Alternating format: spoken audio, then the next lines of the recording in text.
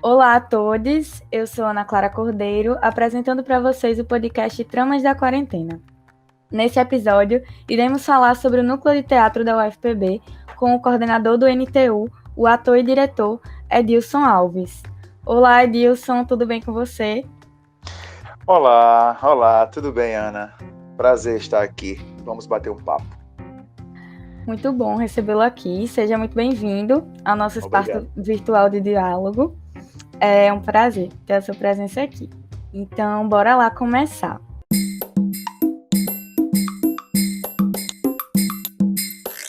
O Teatro Lima Penante, ele foi inaugurado em 82, com a peça A Noite de Matias Flores, do paraibano Marcos Tavares, e na época sob a direção de Fernando Teixeira.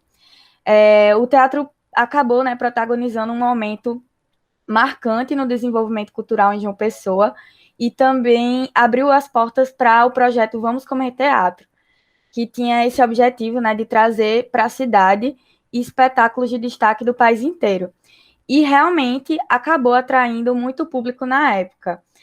Conta um pouco para a gente dessa trajetória do Teatro Lima Penante e do surgimento do NTU. Você foi muito lá atrás, muito mesmo. Eu não estou na coordenação do NTU desde essa época. O que eu tenho conhecimento como coordenador pós, mas muito pós, tudo isso que você citou, eu fui frequentador do Teatro Lima Penante na época do Vamos Comer Teatro. Eu sequer trabalhava ainda na universidade, então o que eu posso testemunhar era a efervescência do público, sabe? Aquilo ali parecia um caldeirão de cultura, parecia que as pessoas tinham sede, tinham fome, tinham um prazer de estar no Lima Penante assistindo aquele projeto. Tudo isso que você falou, a Noite de Matias Flores, a reabertura, ainda inclusive nem era núcleo de teatro universitário, era departamento de teatro universitário. Sim, realmente foi na trajetória de Fernando Teixeira como diretor do espetáculo e um dos fundadores, junto com Adinaldo do Egito, desse departamento de cultura da universidade. Mais tarde seria núcleo de teatro universitário. Então, o que eu posso dizer é isso, que eu era usuário, eu era visitante, eu era plateia, eu era público do festival, da primeira versão do Vamos Comer Teatro, porque mais na frente eu posso dizer que anos, mas muitos anos depois, já na coordenação de Buda, Lira, e eu já estando lá, a gente faz um outro projeto com o mesmo propósito do Vamos Comer Teatro, mas com outro nome. Era uma tentativa de dar continuidade a essa circulação de espetáculos no Lima. Deu super certo também. É claro que o Lima Penante é um teatro ativo, as pessoas procuram muito para fazer temporadas de espetáculos, as pessoas procuram para ser um teatro pequeno, apenas hoje, pós-reforma de 5 anos atrás, o Lima Penante tem capacidade apenas para 100 pessoas, quer dizer, até antes da pandemia chegar, né? E quem já passou assim pela essa coordenação nesses tempos mais próximos, né? O Buda Lira que você falou, aí logo depois você assumiu. Logo depois Buda sai, eu assumo, exato. Só que aí, por um bom tempo, um bom tempo depois chega o professor Everaldo Vasconcelos, porque o núcleo, existe uma necessidade, regimentalmente, também, que um professor ligado ao departamento de artes assuma a coordenação. E por muitos anos, na minha memória, eu só conheço como professor o próprio Everaldo Vasconcelos, o Fernando Teixeira, que eu não sei se na época da fundação, há mais de 40 anos atrás, ele já era professor, não lembro, Adinaldo do Egito também, Marcos Marinho, Fernando Abá, que não era professor da universidade, era técnico, inclusive foi na época que eu cheguei no Lima Penante para trabalhar na equipe, foi com a coordenação de Fernando Abá Cananéia. Mas e o próprio Everaldo Pontes também. Então, numa ordem cronológica, se eu não estiver me atrapalhando, eu, antes de mim, Everaldo Vasconcelos, antes de Everaldo Pontes, antes de Everaldo Pontes, Buda Lira, antes de Buda Lira, Fernando Abá, E aí, mais para trás, eu não sei não, realmente, porque alguns passaram 5, 6, 8, 10 anos. E Mas você nessa, já mais está em ou menos. quanto tempo de, de gestão? Pois é, pois é. Mesmo com Everaldo Vasconcelos, eu era tipo um vice-coordenador dele. Mesmo com Buda, eu também era praticamente um vice-coordenador. Então, se eu for somar essas vices, todos esses vices que eu já fui, e mais atual, eu acho que eu já passo dos 20. Tem muita história no Lima É verdade. Penante e no NTU. É verdade. Com essa trajetória toda, você conseguiria apontar para a gente alguns dos principais espetáculos que você já viu, assim, que marcaram essa trajetória do Lima Penante? Sim, no próprio projeto Vamos Comer Teatro, eu fiquei encantado com um trabalho de um grupo de Olinda, chamado Vivencial Diversions. Eles vieram várias vezes ao projeto, porque eles vinham com espetáculos variados e eles tinham um potencial e um repertório de espetáculos muito bons. Depois eu vi um espetáculo que não era na programação do Vamos Comer Teatro, eu já estava na coordenação. Uma produção do espetáculo me procurou e a gente trouxe o ator Júlio Andrade, que trabalha inclusive naquela minissérie de saúde, né, da Globo. Ele veio com um monólogo A Descoberta das Américas. Fantástico. O cara não tinha nada em cena, nenhum cenário, nada, a não ser uma rede pendurada que ele usava no final do espetáculo para deitar quando o espetáculo acabava. Mas ele contava esse monólogo de uma forma, o teatro lotado todas as noites, uma temporada de 4 noites, teatro lotado todas as noites, todo mundo encantado com esse monólogo. Isso ficou na minha memória até hoje. Quem me dera, eu tô com mais de 40 anos de teatro na Paraíba, eu nunca tive coragem de fazer um monólogo. Mas se um dia eu fosse fazer um monólogo na minha vida, e pretendo, não sei se hoje, amanhã, um dia, eu faria nos moldes desse espetáculo que eu vi, para você ver o quanto ele mexeu na minha cabeça. Depois eu vi um outro espetáculo do Silvério, que trabalhou no Bacurau, ele é uma das estrelas do filme Bacurau, ele trabalhou em algumas novelas da Globo também, mas ele é um ator nordestino, cearense, e ele fez um espetáculo chamado BR Trans. Foi uma pesquisa que ele fez sobre assassinato de travestis no Brasil. O espetáculo, ou uma outra produção também, de Viola Lima Penante. Eu fiquei encantado, eu divulgava para todo mundo, mais uma vez um monólogo de um ator assim, ímpar, e também ficou na minha memória.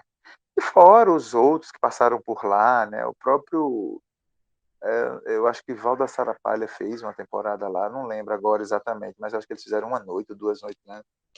E aí tem outros grupos, né, com seus repertórios que passaram por lá e vão deixando boas lembranças, mas esses dois me ficaram, assim, ficou na minha cabeça. E para quem não conhece, assim, o núcleo é composto por vários espaços, né? Tem o teatro, tem a pousada. Pode explicar um pouco para a gente como é a dinâmica desses espaços? Sem dúvida, e convido a todos, assim que essa pandemia passar, para todo mundo visitar.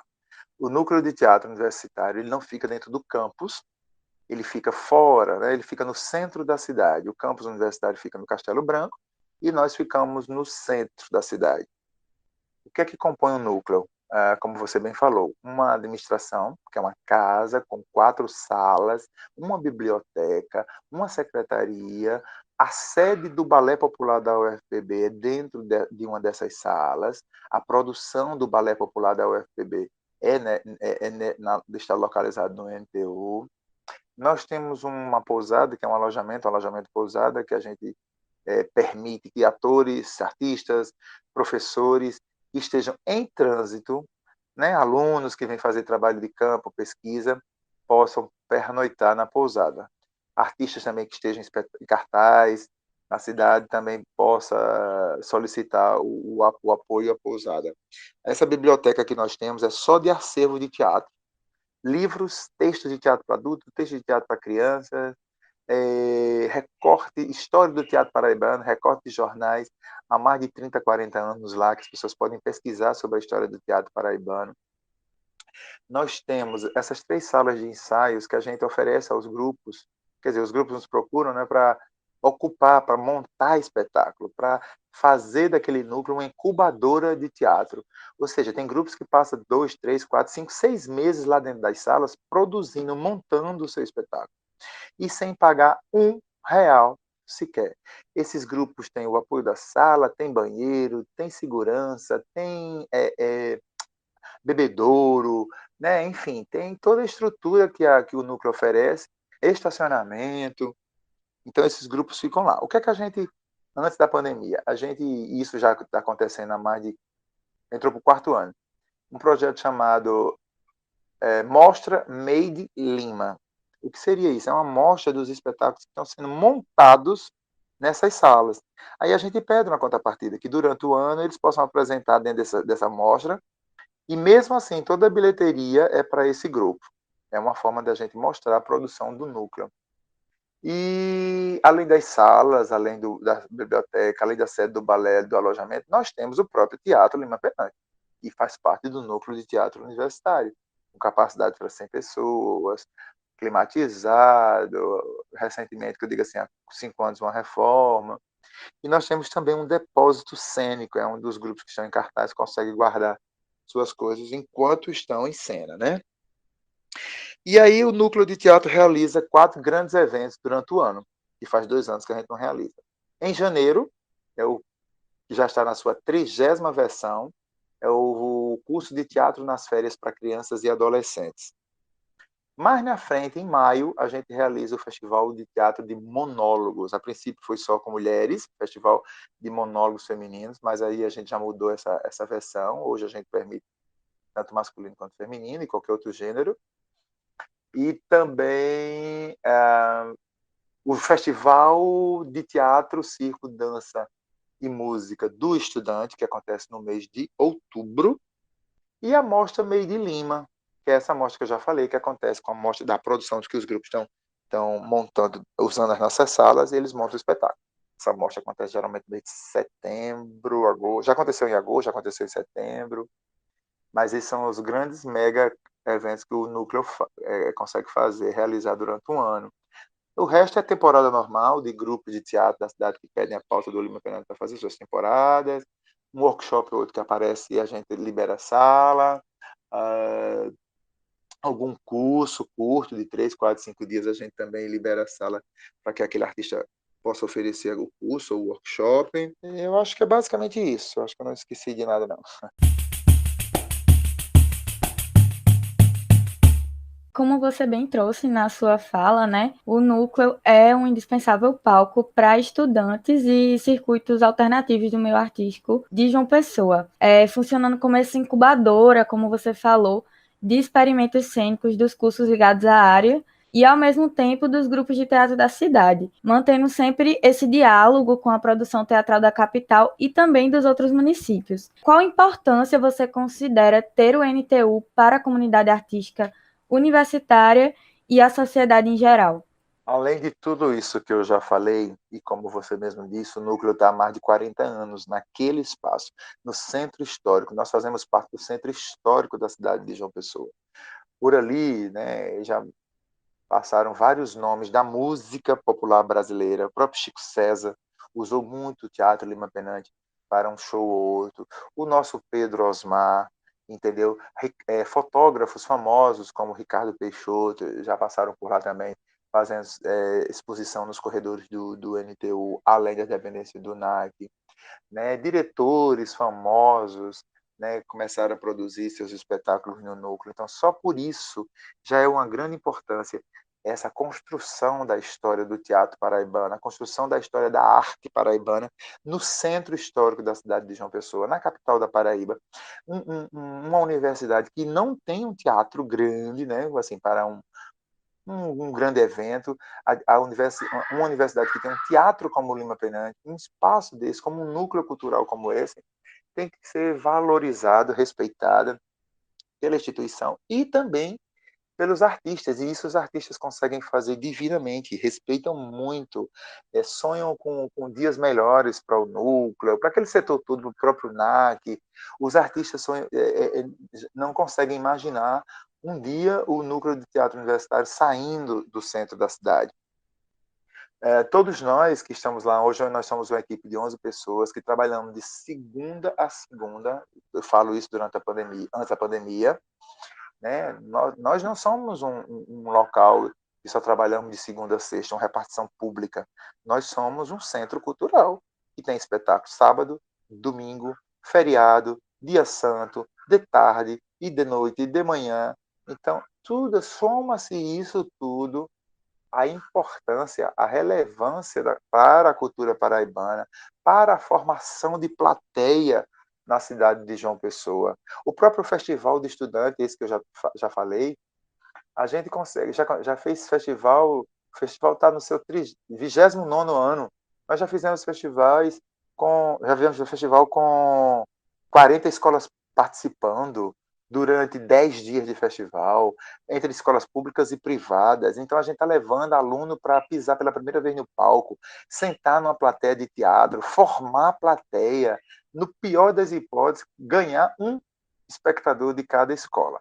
Então, junte-se a tudo isso, imagina tudo isso, a falta que isso faria, por exemplo, num momento como esse, né? Numa pandemia, a gente ainda mais ter que perder um núcleo desse, por exemplo. Isso seria uma catástrofe. Mas a relevância, a importância, a credibilidade, a própria sustentabilidade do núcleo para que esses atores, esses artistas possam montar seus espetáculos, usufruir daquele espaço, né? É o que nos deixa mais contente e feliz que isso não deve nem vai acabar. Isso é a grande importância do NTU. Nesse período, assim, que a gente ainda está vivendo, infelizmente, algumas ações foram realizadas pelo núcleo, como o projeto Independência do Teatro e esse festival do estudante que você comentou. Conta pra gente como vem sendo esses processos de produção nesse momento que é tão delicado. Quando foi em setembro? Em julho, a pandemia estourou literalmente aqui no Brasil em março. Em julho, a gente, em junho, a Lei Aldir Blanc, dessa lei de auxílio e apoio aos artistas, foi aprovada no governo federal. Foram lançados os editais e os artistas querendo espaço para divulgar, para fazer lives, para fazer ao vivo, para gravar, para concorrer aos editais. E nenhum teatro da cidade estava aberto, e nem queria e nem podia abrir. E nós aqui no Núcleo, comandado mesmo por mim, assumidamente, eu disse, não, vamos fazer alguma coisa para os artistas. Antes de eu ser núcleo de teatro universitário, antes de eu ser funcionário, antes de eu ser coordenador, eu já era artista. Então eu sei o que é que os meus colegas estão passando, e também estou passando, claro. Então resolvemos abrir o teatro, criando esse projeto chamado Independência do Teatro. Então a gente começou a divulgar nas redes sociais que os grupos poderiam nos procurar para gravar uma live, para fazer um ao vivo, desde que não tivesse plateia, desde que estivesse respeitando todas as normas, máscara, medidor de temperatura, álcool, tudo, distanciamento. Deu super certo. Vários grupos nos procuraram para que pudessem realizar essas lives, essas gravações, porque eles precisavam concorrer nos editais. E aí ficou o lançamento no mês de setembro. Aí, por causa da independência do teatro, eu disse, então, já que nós somos o único grupo que estamos tomando essa iniciativa, estamos fazendo isso independente, então vamos usar independente como independência, e aí a gente criou o projeto chamado Independência do Teatro, até porque também era no mês de setembro. Só que não ficou setembro, aí foi outubro, foi novembro, foi dezembro. Essa semana, nesse exato momento que nós estamos gravando isso, eu estou aqui na frente do computador, programando para amanhã à tarde, tem um grupo de capoeira da cultura popular que pediu o Lima Penante para gravar o seu vídeo para poder concorrer na Lei de Blanc. Na quinta-feira, eu tenho um outro grupo, dessa vez de teatro, para gravar. Na sexta, dia 8, eu tenho 2 grupos, um de moda e outro de teatro, todo mundo precisando de um espaço para gravar. Então, a verdade, a independência do teatro ainda está até hoje. Um ano depois, nós ainda estamos com esse projeto, estimulando, apoiando e ajudando aos grupos, seja de música, de dança, de cultura popular, de teatro. Nos procurou, deu certo, a gente vai liberar. E o Festival do Estudante.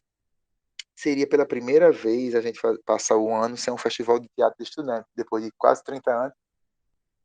Aí vai para lá, vai para cá, a gente começa a conversar com os professores, procurar saber se eles estavam produzindo alguma coisa mesmo, dando aula remota. Aí deu super certo. Descobrimos algumas escolas que estavam, das que já participam normalmente, estavam fazendo através de aula remota, atividades lúdicas de teatro ou não, de circo ou não, de dança ou não, enfim. E aí deu super certo. Fizemos o Festival do Estudante virtual e foi massa. Estamos tentando ver se daqui para dezembro a gente realiza o desse ano. E agora uma pergunta que eu sei que o público deve estar muito ansioso para ouvir. Há alguma perspectiva de quando as atividades retornarão? Claro que de forma segura para todo mundo. Olha só, eu estava até conversando isso com o reitor há cerca de um mês atrás. Ele fez uma visita ao Núcleo de Teatro Universitário e ao NAC, e eu conversei, né, professor, veja só, como é que nós estamos? Boa parte da população já está com as 2 doses, e, enfim, como é que tá? Ele disse que não depende dele, depende do Supremo, né, porque nós somos subordinados ao Ministério da Educação, que já recebe do Ministério Público as orientações para abrir uma esfera federal. Tanto é que nem as aulas da universidade, né, do fato presencial, retornaram.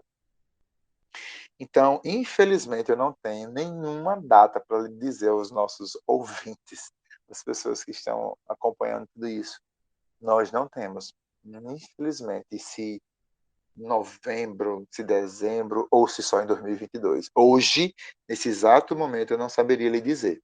Talvez se amanhã, quando a gente se encontrasse, surgisse algum dado novo, eu pudesse lhe responder. Mas hoje, infelizmente, ainda não.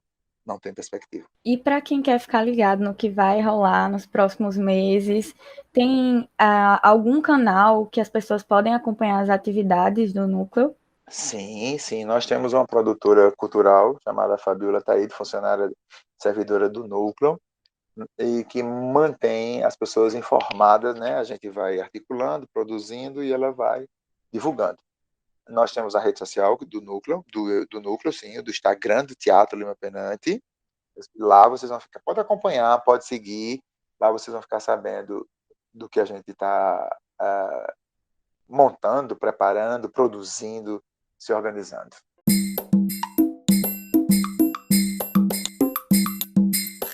É isso, Edilson. Eu gostaria de agradecê-lo. A gente está chegando ao final do nosso programa de hoje. Foi muito bom esse papo com você aqui e ouvir um pouco da história do núcleo. Que bom, eu também fiquei muito feliz. Eu gosto de dividir, eu gosto de contar histórias. Inclusive, eu tenho um espetáculo chamado Troca-se Histórias por Brincadeiras. Então, eu acho que é sempre bom a gente dividir uma informação que talvez uma pessoa ou outra não saiba. E isso me deixa contente em dividir o que a gente tem. Conte sempre. Beijos e obrigado. Obrigada. Agradecemos a vocês que nos ouviram. O Tramas da Quarentena fica por aqui. Até a próxima. Um abraço.